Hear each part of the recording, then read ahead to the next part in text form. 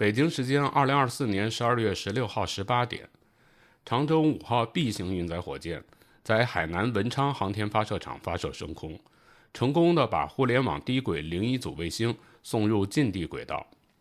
这次发射是长征5号系列运载火箭的第13次发射，也是长征5号 B 型运载火箭的第5次发射。截止目前，在长征5号系列运载火箭的历次发射中，除了2017年7月2号长征5号第2次试飞发射失败之外，其他的发射均取得了成功。长征5号系列运载火箭总的发射成功率超过了 92.3%， 这样的发射成功率在全球同类型运载火箭中处于较高的水平。但是每次长征5号 B 火箭发射之后，一子级残骸的返回问题都会引起全球的热议。那么为什么会出现这种现象呢？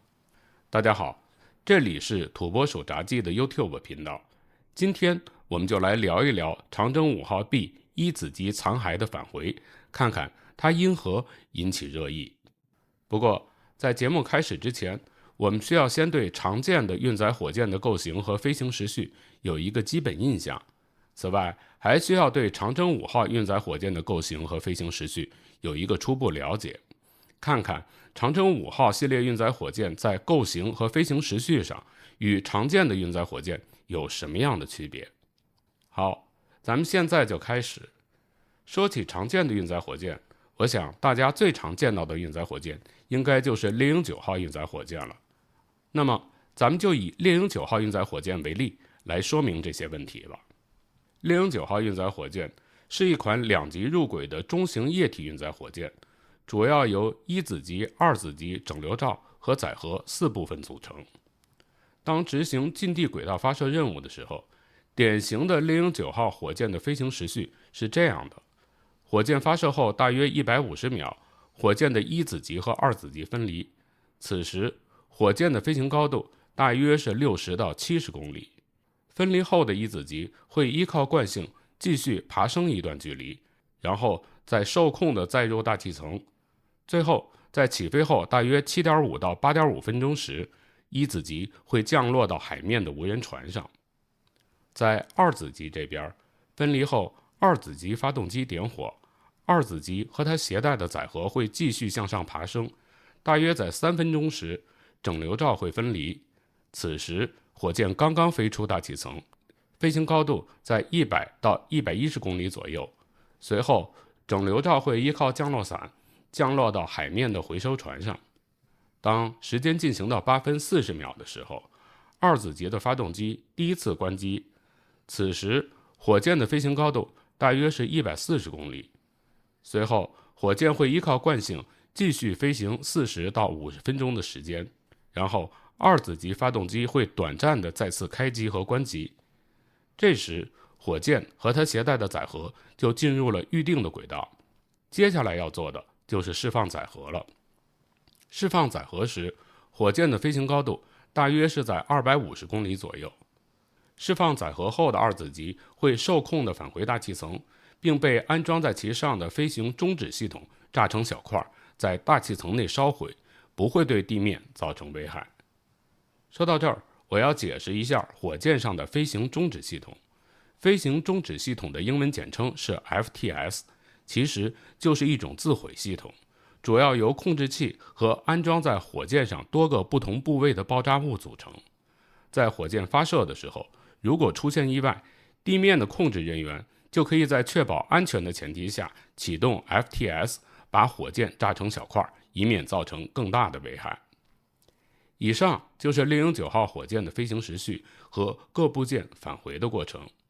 目前世界上绝大多数的火箭的飞行时序和返回过程都和猎鹰9号类似。介绍完猎鹰9号火箭的构型和飞行时序，那么再让我们来看看长征5号运载火箭。目前长征5号系列运载火箭有长征5号和长征5号 B 两种不同的型号。从目前执行的任务来看，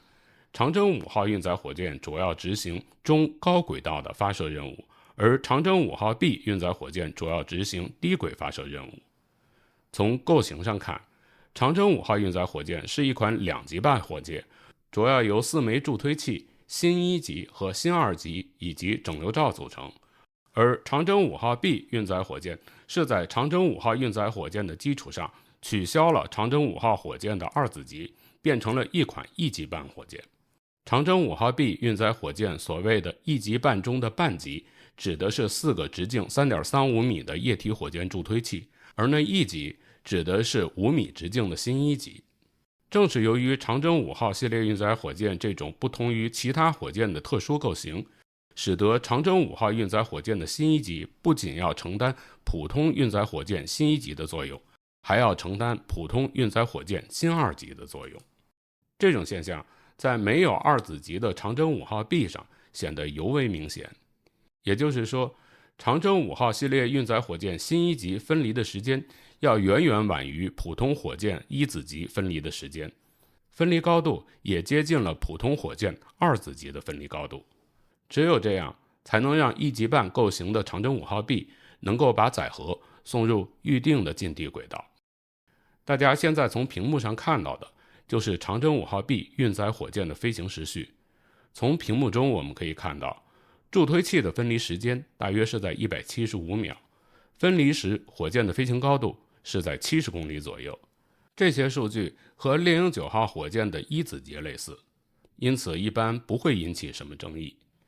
起飞后大约225秒，火箭的整流罩分离，此时火箭的飞行高度同样是在100到110公里。分离后的整流罩在正常情况下会降落到吕宋海峡，但只要进行适当的调整，比如稍早或者稍晚分离整流罩，就可以避开菲律宾等地。因此整流罩的降落一般也不会成为人们热议的话题。长征5号 B 运载火箭的新1级分离时间大约是发射后485秒，分离高度在200公里以上。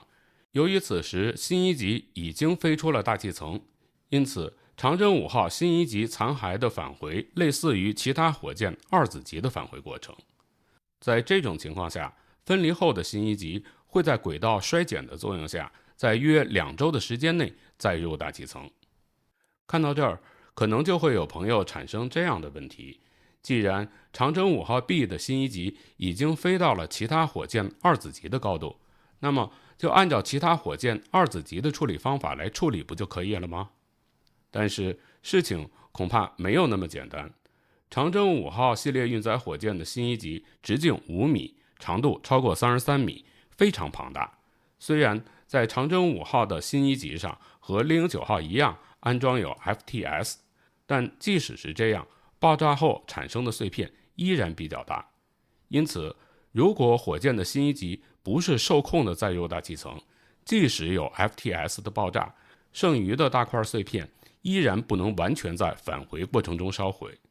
如果这些不能完全烧毁的碎片正好落在人们活动的区域附近，则有可能造成恐慌。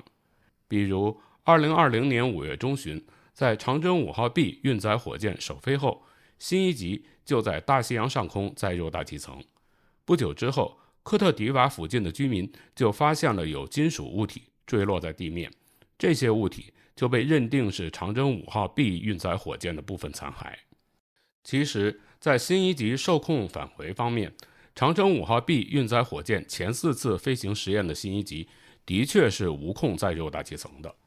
刚刚在12月16号进行的第5次发射，新1级也很可能是无控返回的。因此，每次长征5号 B 发射之后，大家都能看到网上有人对新1级残骸的坠落表示担忧。针对这种情况，有关部门的处理措施是：首先，从长征5号 B 的第2次发射开始，在官方的网站上公布残骸轨道信息，并报告落区坐标。其次，有消息说，从长征5号 B 的第6次发射开始，长征5号 B 的新1级将增加受控离轨的功能。如果真的能够实现新1级的受控离轨，那么即使 FTS 爆炸后的碎片依然很大，依然无法完全在大气层内烧毁，但至少可以让这些碎片最后降落在无人海域，从而降低别人对它的担忧。看到这儿，也许有朋友会有这样的疑问：为什么同样是长征5号系列运载火箭，